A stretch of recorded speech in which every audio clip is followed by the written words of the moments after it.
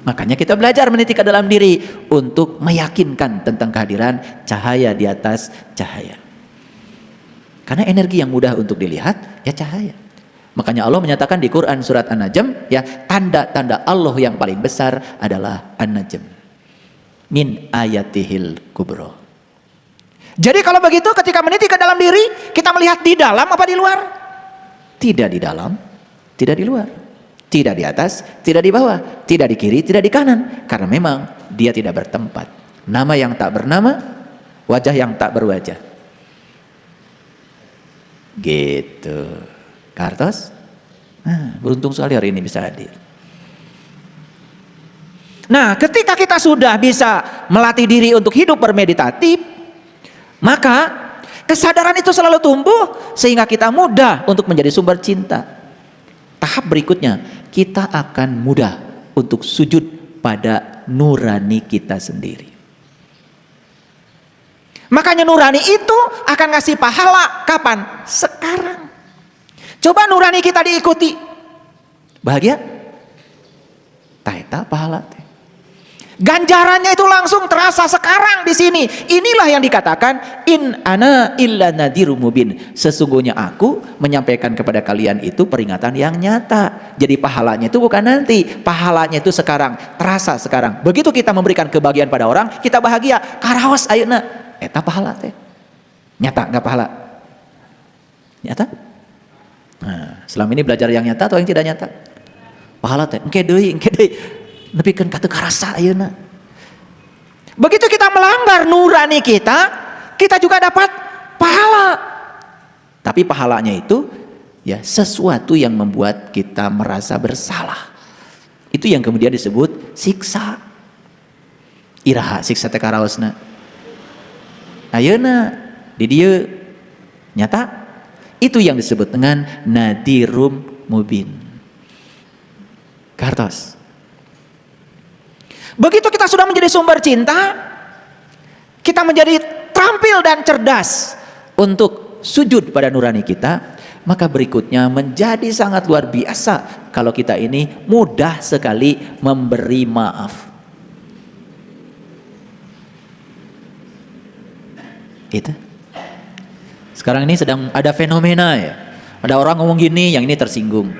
Ada orang yang ngomong gini, yang ini tersinggung. Padahal sebetulnya kalau menurut saya, tersinggung itu bukan salah yang ngomong. Salah kita aja. Kenapa sih dimasukkan ke dalam hati? Sebetulnya sederhana penyelesaiannya itu, tidak usah ruwet-ruwet. Sekarang kan sedang rame ya. Ada orang ngomong begini, ini tersinggung. Ada orang ini tersinggung. Yang ini lapor ke sini, yang ini lapor ke sini. Duh, bangsa kita ini. Karena sudah tidak ada welas asih, tidak menjadi sumber cinta. Yang ada di dalam diri cuma kebencian dan kebencian. Bahkan bahagia ketika bisa membuat orang lain yang dikatakan menghina kita itu, padahal sebetulnya salah kita sendiri. Kenapa merasa terhina? Makanya di Quran dikatakan, kata setan kan, jangan salahkan gue. Tugasku cuman dagang. Maneh nu meuli. Yang namanya dagang itu ya dagang saja. Mau dibeli atau tidak? Gitu. Paham maksud saya? Ini makanya kalian jangan baperan. Dikit-dikit pencemaran nama baik. Udahlah. Sebetulnya baperan itu wujud bahwa kita itu belum punya iman. Kalau sudah lebar welas asih kita, cinta kasih kita, memaafkan saja cukup. Kan sekarang tuh aneh. Sudah saya maafkan tapi encan atuh. Sudah saya maafkan tapi acan atuh. Jadi semua hanya terjebak di permukaan basa-basi. Itu yang bikin jadi konyol kehidupan ini. Eueun warasna. Kan sudah jelas, mulut itu ada di badan orang, dibawa-bawa oleh orang. Nutupna hese. Nutup mulut orang teh hese. Di nu deukeut teh hoream abdi mah sieun bau.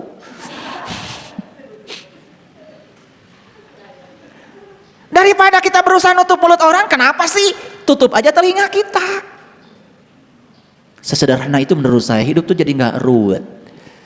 Saya khawatir saja kedangkalan kita dalam kehidupan ini yang akan membuat bangsa kita yang luar biasa ini terpecah belah hanya oleh kebodohan kita sendiri. Sok atuh iman teh kita wujudkan. Ini saya bicara bahasa iman udah jauh melampaui seperti yang diajarkan oleh para leluhur, bukan sekedar ritual. Ritualnya nggak akan saya bahas, kalian kan sudah rajin. Udah kayak robot, begitu zuhur langsung wudu kan, langsung sholat, begitu asar langsung wudu, langsung sholat, udah kayak robot, nggak saya bahas.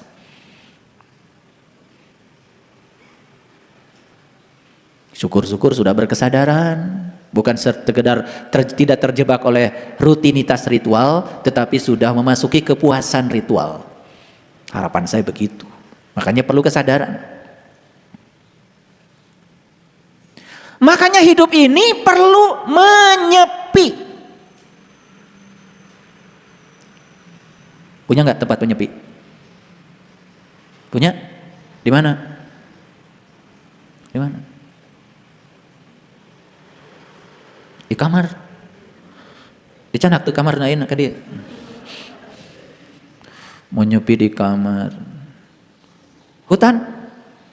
Jauh tuh. Tiap mau menyepi, kaleuweung jauh. Punya tempat menyepi. Menyepi itu di sini. Tahu artinya menyepi? Mengasingkan diri dari segala apapun yang dapat mengotori diri.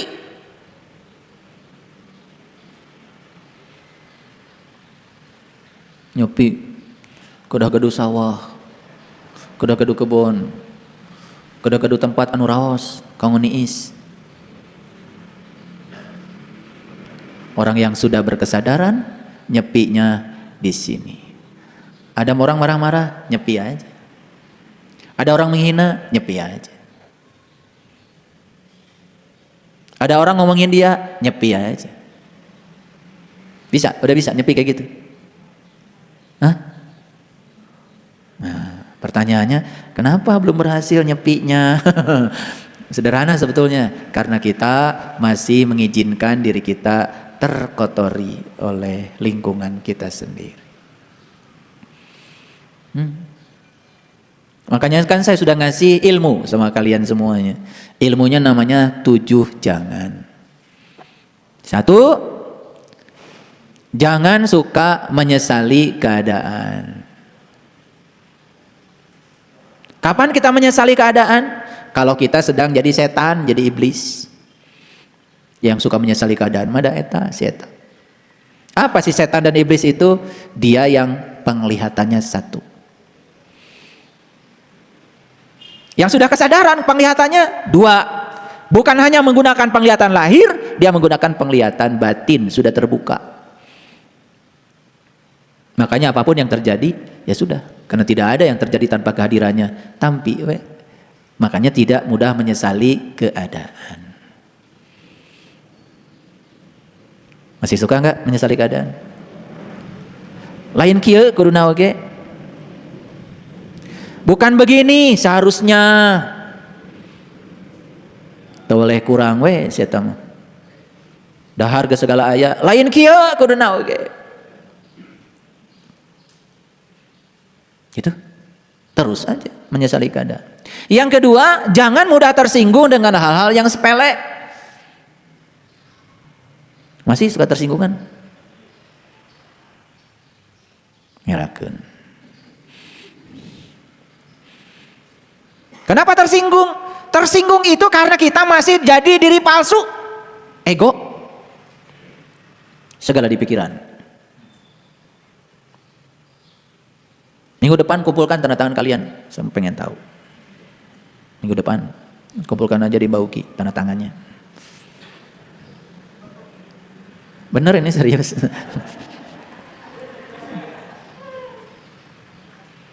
Yang ketiga, jangan suka berusaha mengubah sesuatu yang jelas-jelas tidak bisa diubah. Jangan suka mendiskusikan, memperdebatkan sesuatu yang jelas tidak bisa diubah. Yang keempat, jangan suka memikirkan hari esok yang enggak. Bisa jadi hari esok itu karena kekhawatiran kita. Pikirkan saja, kalau mikirin hari esok yang baik-baik saja. Makanya jangan suka ngomong yang kita tidak suka. Yang kelima, jangan iri hati. Itu tuh penyakit. Yang keenam, jangan nganggur. Nih udah dijelaskan minggu kemarin, perbanyak aktivitas, jangan nganggur. Hayo Lolajo TV. Lolajo TV apa? Bukan nganggur, sibuk. Jangan nganggur lah, ya. Apa aja di rumah. Udah diajarkan sama saya olah napas. Sampai ada yang bilang sama saya, bingung naon deui atuh kada dilakukan. Ya Allah. Segitu banyak ilmu yang sudah saya kasih. Betul enggak? Piraku eta ngosok WC ge wae teu kapikiran. Naon we atuh? WC-na tos bersih, kosok deui we. Ya.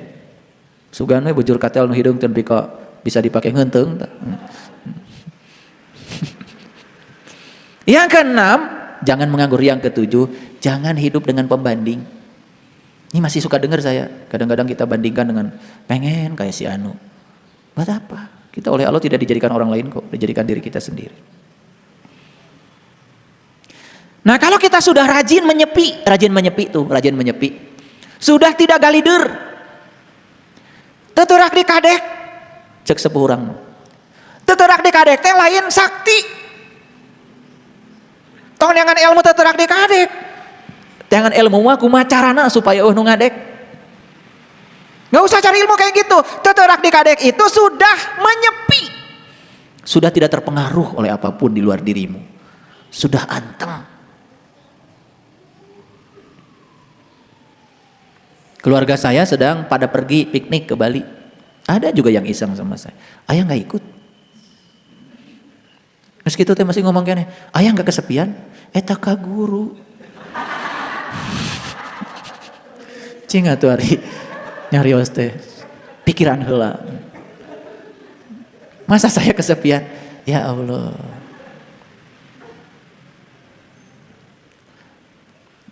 Ya. Dalam kesendirian itu justru kita bisa lebih banyak kita berhubungan dengan diri sejati kita. Ya. Cing atuh ari nyarios teh pikiran heula. Saya juga bingung mau ngomongnya gimana ngejawabnya. Udah saya pakai bahasa sederhana aja. Saya kan sibuk, banyak pekerjaan. Gitu. Bisa dengartieun lamun jawaban lain eta mah. Nah, makanya para sahabat perhatikan saya. Setiap spektrum emosi yang terjadi pada diri kita itu sesungguhnya mengajarkan sesuatu kepada kita. Ya. Kemarin saya kedatangan tamu. Suami istri. Gitu. Begitu datang suaminya bilang, istri saya ya masih suka marah-marah. Bagus, saya bilang. Saya kan harus di titik tengah. Masa saya langsung terpengaruh sama dia, langsung ditunjuk-tunjuk itu istrinya. Enggak, saya bilang bagus. Gimana? Marah tuh rasanya? Gak enak ayah. Udah cukup.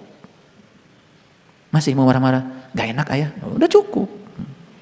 Saya cuma menunjukkan bahwa marah itu bukan nggak boleh, boleh, rasakan aja. Cok, saya bilang lagi sama istrinya, tadi ketika marah, bercermin nggak? Ya, jelek banget saya. Bagus. Jantung gimana jantung? Udah berdebar ya? Bagus. Kepala gimana? Pusing ayah kalau udah marah. Bagus. Gimana? Masih mau marah? Nggak enak marah tuh kan? Biarin aja. Nanti juga akan berhenti marahnya. Kan marah tuh nggak enak. Itu kan marah tuh spektrum emosi. Setiap spektrum emosi mengajarkan pembelajaran. Saya tanya lagi, kalau nggak marah spektrum emosi bukan? Sama itu spektrum emosi. Enak nggak kalau nggak marah? Enak ayah, adem. Tuh kan adem. Apa yang salah orang marah? Nggak ada yang salah. Itu mengajarkan pembelajaran. Yang tidak marah benar gitu? Semua spektrum emosi mengajarkan pembelajaran. Makanya berguru kepada saya, gak ada salah, gak ada benar. Udah nikmati aja. Kemarin ada yang datang ke sini ke saya, ayah saya udah lama gak ngaji sama ayah. Terus kemana aja kamu? Saya berjudi ayah. bagus. Gimana? Judi pengalamannya gimana? Saya suruh ngobrol aja. Bangkrut ayah, saya nggak punya apa-apa. Nah, masih pengen judi lagi. Gak mau ayah. Nafsu katanya. Menangnya dikit, pengennya masangnya banyak lagi. Nah gitu kan. Kalau nggak ngalamin kan repot. Jadi sebetulnya apa yang salah? Biarkan saja. Setiap pilihan kan mengajarkan pembelajaran. Jadi oleh itu bagi saya, nggak ada bagi saya salah benar. Biarin aja. Semua kebenaran kok. Awas hati-hati nih nangkap pelajaran saya.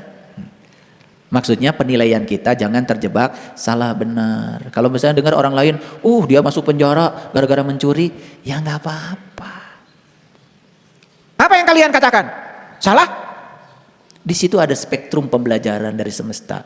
Nanti juga masuk penjara, digubukin polisi, di dalam juga tidak bebas. Dia akan merenung, akibat dari kejahatan saya mengalami situasi yang semacam ini. Pelajaran bukan? Apa yang salah? Gitu.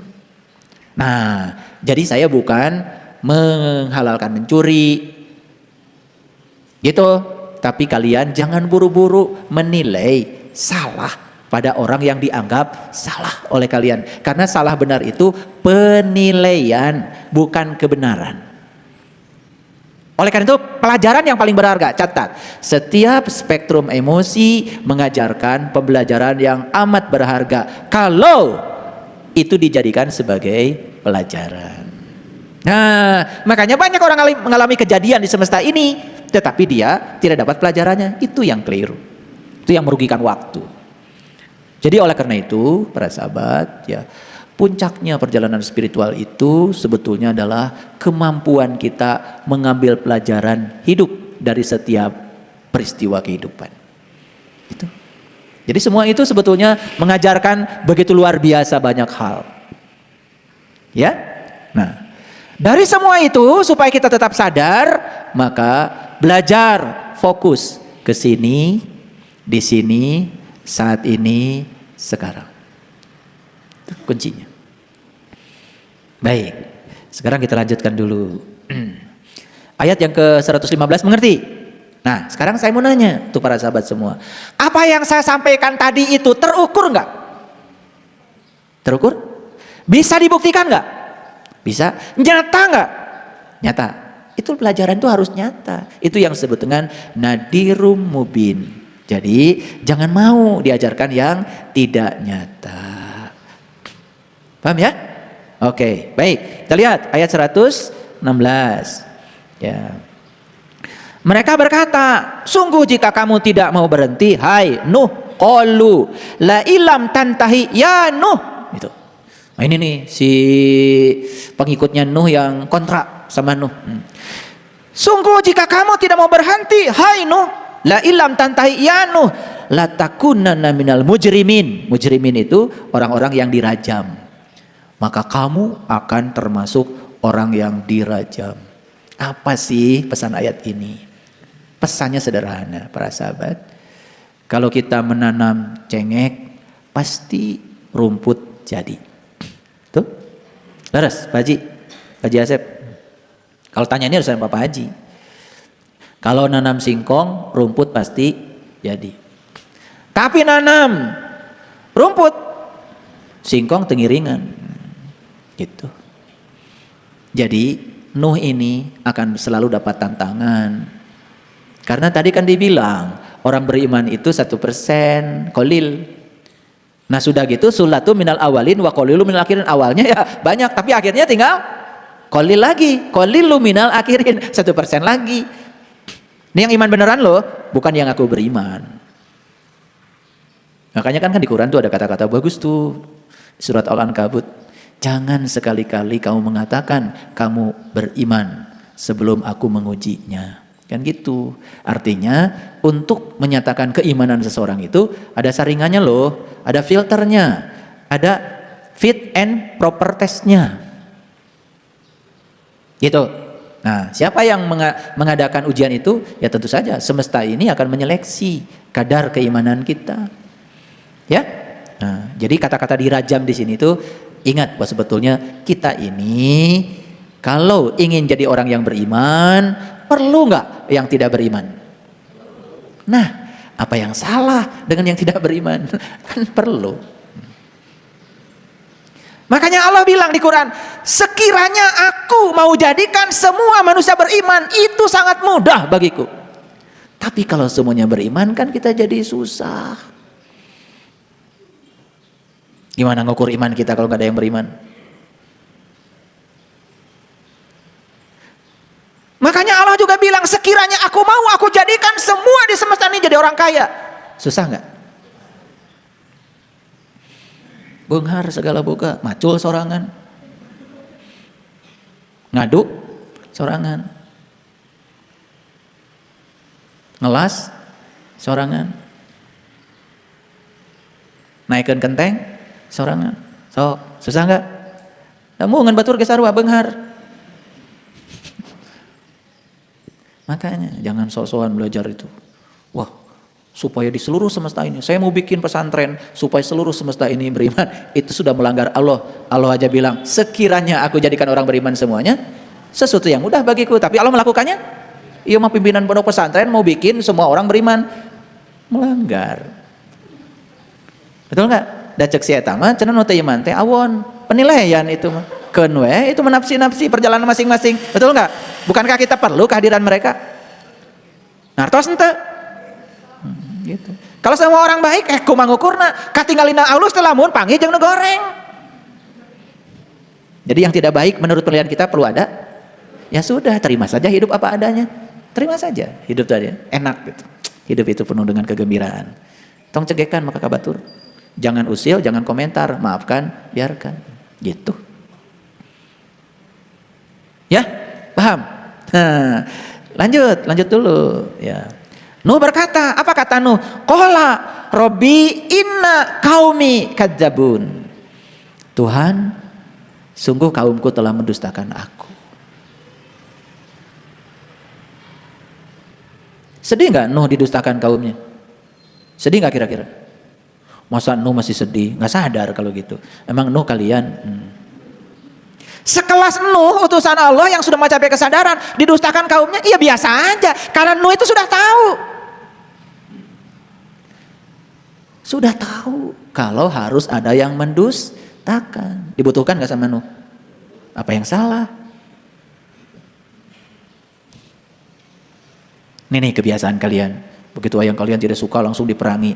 Padahal kehadirannya kan dibutuhkan. Betul nggak? Coba perhatikan saya. Jadi apapun di semesta ini tidak ada yang sia-sia. Kesia-siaan itu karena kita tidak mampu menggunakannya, memanfaatkannya. Betul? Iya. Aku jangan manggut-manggut tapi nggak ngerti. Nah, kemudian di ayat ini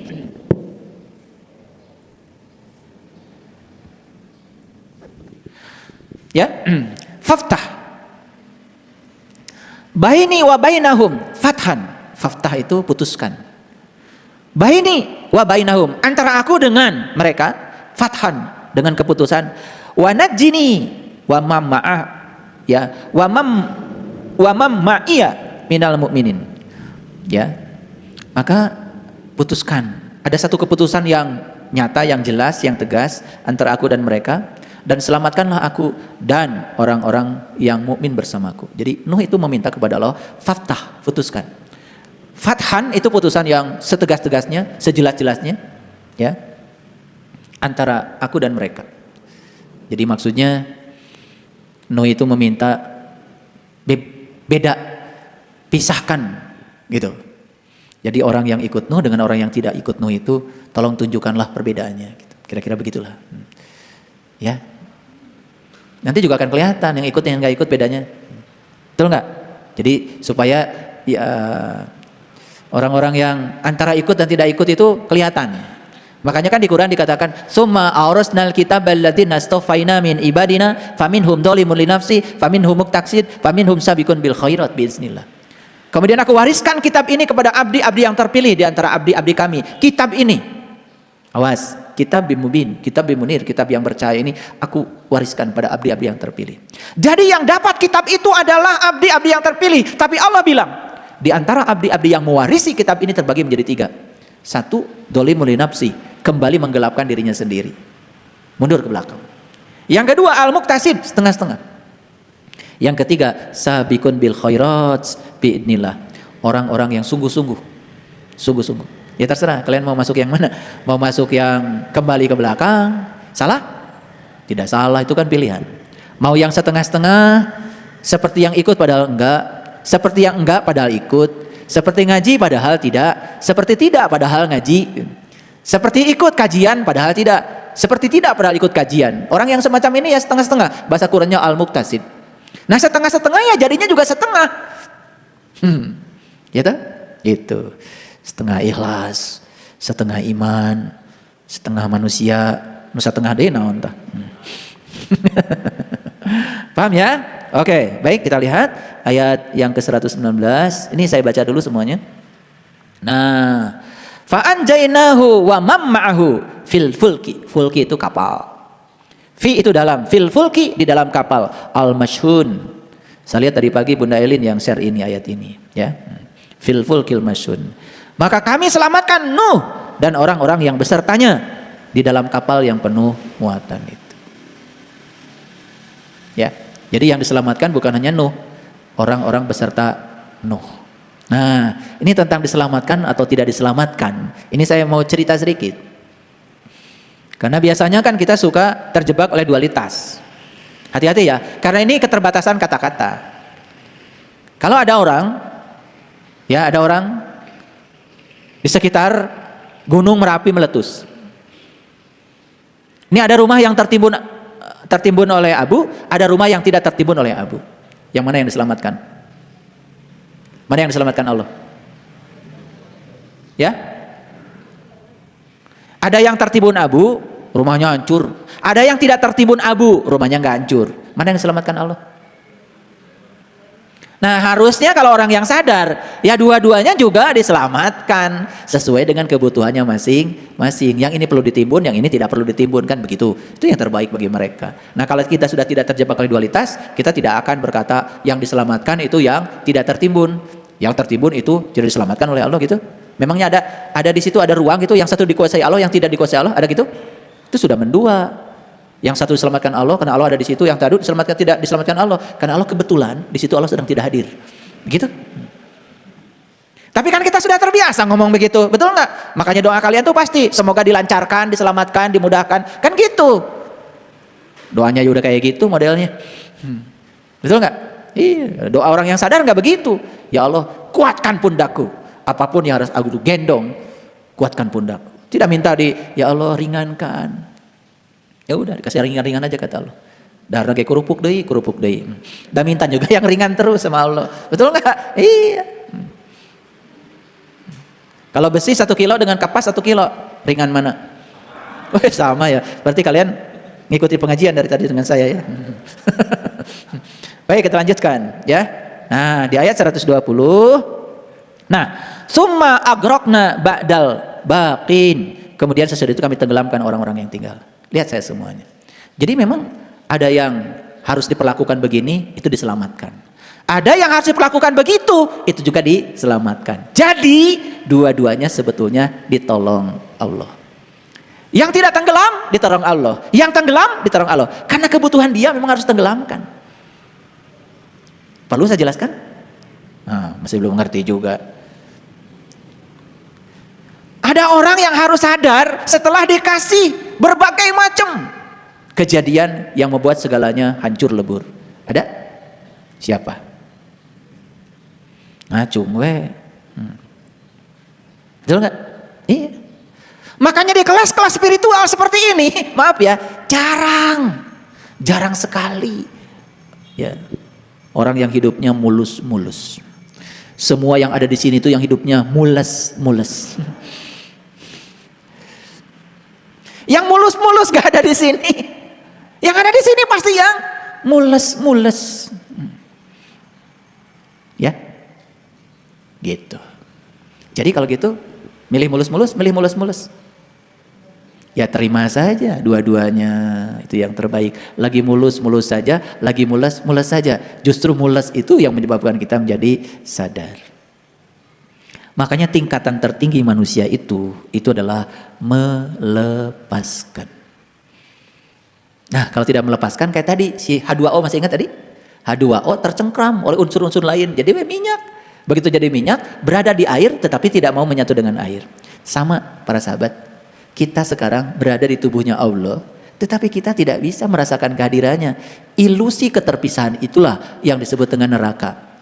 Makanya orang yang berada dalam neraka itu terus aja mencari Allah, padahal Allah sudah meliputi dirinya, tapi dia tidak merasakan kehadirannya, bahkan menganggap Allah itu di tempat yang jauh karena dirinya terpisah dari Allah. Nah, ilusi keterpisahan itu sebetulnya berasal dari keseringan dia melanggar kemurnian dirinya sendiri.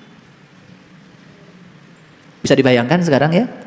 Jadi kalau kita makin tua harusnya makin melepaskan, ini makin tua makin mengikat. Wih, luar biasa. Ketika nanti keluar dari sini, tak masuk ke sini, ya tidak bisa bersenyawa. Ya, oke. Nah, oleh karena itu Kak, maka tingkatan tertinggi sebagai manusia adalah melepaskan. Tingkatan tertinggi dalam belajar apa? Tingkatan tertinggi dalam belajar apa? Kesadaran. Makanya kalau ingin belajar di kehidupan, jangan di universitas. Di universitas setelah intelektual mungkin kita jadi pinter, tapi pinter belum tentu sadar. Syukur kalau bisa pinter sekaligus juga sadar. Kan tergantung dosennya. Dari dosen nanti sadar, pira aku masih